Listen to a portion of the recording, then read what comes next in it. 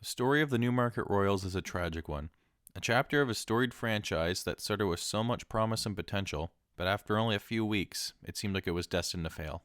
After the AHL's Newmarket Saints left the city, the market was left open for anybody to take, and the OHL seemed like the perfect league for the city.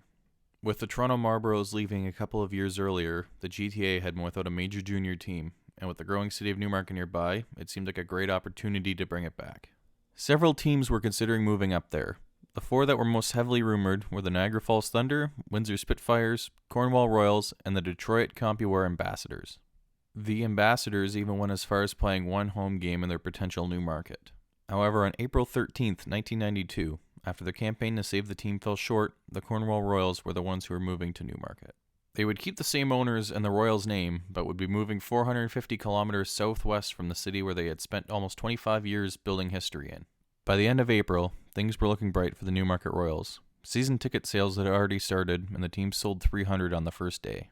The team's co-owner, William Wise, stated that the goal was to sell somewhere between 1,200 and 1,500 before the start of the season. Things were looking good for the team on the ice, too.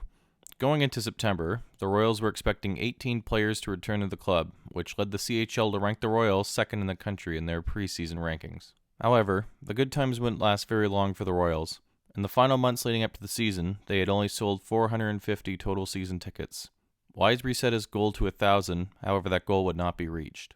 Despite the low amount of season tickets sold, 2,500 fans showed up to the team's first home game and got to witness them defeat the Belleville Bulls 7-3. The rest of their first season in Newmarket wouldn't go as well as they had hoped. The Royals finished the regular season with a 29-28-9 record, a disappointment for a team that was ranked second in the country going into the season.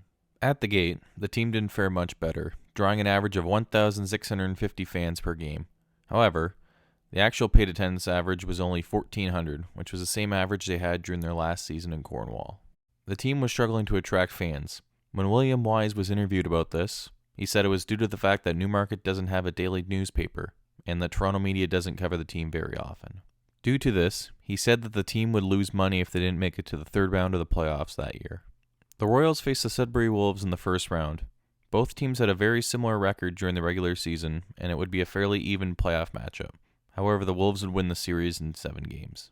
After the season had ended, William Wise said that the team didn't succeed on the ice because they couldn't gel together. Off the ice, he was hoping to raise the number of season tickets sold from 450 to 800 in time for the 1993-94 season. However, in June of 1993, William Wise and other co-owner Jerry Wagger sold their shares of the team to Dino, Robert, and Larry Cicerelli.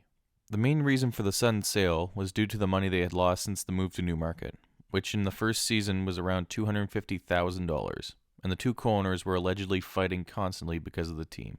Immediately after the sale was announced, the rumors started to fly that the Cicerelli brothers purchased the team so they could move it to their hometown of Sarnia, which Robert Cicerelli denied at the time. However, he said that they would move if fan support didn't increase.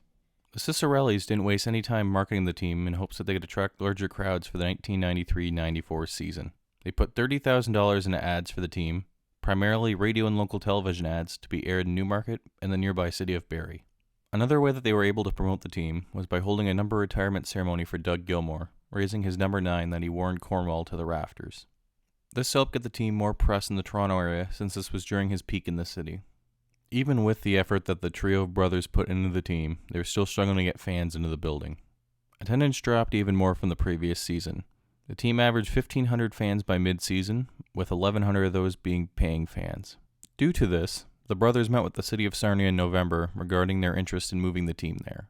While Sarnia's arena was about half the size of the Newmarket Recreational Complex, the team was bleeding money at a rapid rate and couldn't afford to stay in Newmarket unless the fans showed up. One surefire way to bring the fans out to an arena is to have a winning team. The 1993-94 Newmarket Royals were not that.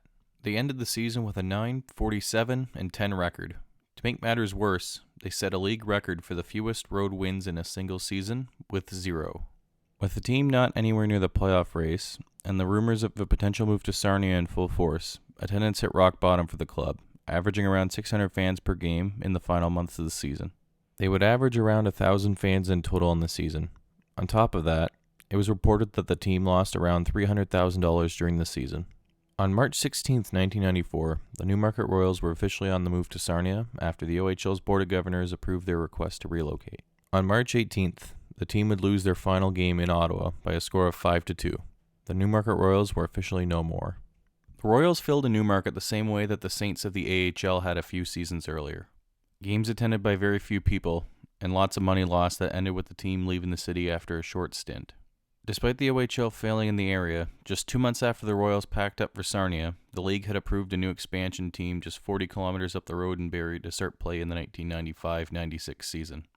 Today, the Newmarket Royals are just a footnote in OHL history that served as a stopping gap between a legendary club that had deep roots in its city and a team that has been a part of the league for over 2 decades, where it still remains to this day. While the team has been forgotten by many over the years, for the people who do remember them, it serves as a reminder that no matter how much hype and excitement is placed around a new team, there is no guarantee that it'll end up a success story.